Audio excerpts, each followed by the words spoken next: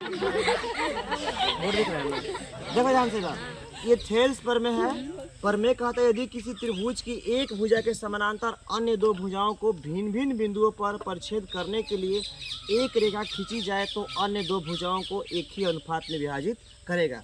मतलब कि आपका जब ये भुजा BC है और इसके समानांतर D खींच दिया जाएगा तो AD बटा में DB बराबर होगा AE बटा में EC के। तो सबसे पहले हम लोग जो दिया गया वो लिख लेते हैं। क्या दिया गया है? ABC एक भुजा, ABC त्रिभुज में भुजा BC के समानांतर एक रेखा हमने D खींचा। इसके समानांतर क्या खींच लिया हमने? D खींच लिया।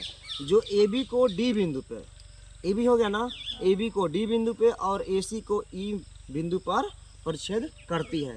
तो हमको सिद्ध करना है AD बटा में DB बराबर होगा AE बटा में EC के। अब देखते हैं कंस्ट्रक्शन रचना में क्या कहता है। रचना करना है कि D से जो ये D पॉइंट्स है यहाँ से हमको यहाँ पर लंब डालना है। मतलब DM लंब किस पे होगा? AC पे होगा। और एक और लंब हम डालेंगे EN लंब या EN लंब किस पर डालेंगे?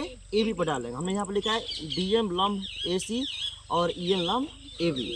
जब हमने लंब डाल दिया तो कौन सा त्रिभुज बन गया? समकोण त्रिभुज। तो इसका क्षेत्रफल होता है 1/2 आधार गुणे ऊंचाई। अब देखते हैं, अब आते हैं प्रमाण में, प्रूफ में आते हैं। त्रिभुज ADE का क्षेत्रफल हमको चाहिए AD बटा में DB। इसके लिए हम लोग ADE इस त्रिभुज को फॉलो करेंगे ऊपर वाला। तो हो जाएगा 1/2 आधार मेरा AD और लंब क्या बनेगा? ANI या EN। क्लियर है? दूसरा कह रहा है कि BDE का क्षेत्रफल, यहाँ पे आएंगे तो BDE का क्षेत्रफल यहाँ बनेगा बेस BD और लंब बनेगा EN। तो हमने यहाँ पर लिख दिया 1/2 DB गुणा EN। तो EN से EN कटेगा और 1/1/2 से कट जाएगा। तो मेरा बचेगा AD बटा में DB। समीकरण नंबर 1 हो गया।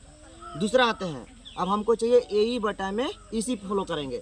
तो AED का क्षेत्रफल देखते हैं। यहाँ पे AED का हो जाएगा 1/2, यहाँ पे आधार बनेगा AE और लंब बनेगा DM। तो 1/2 AE बटा में AE गुणा DM।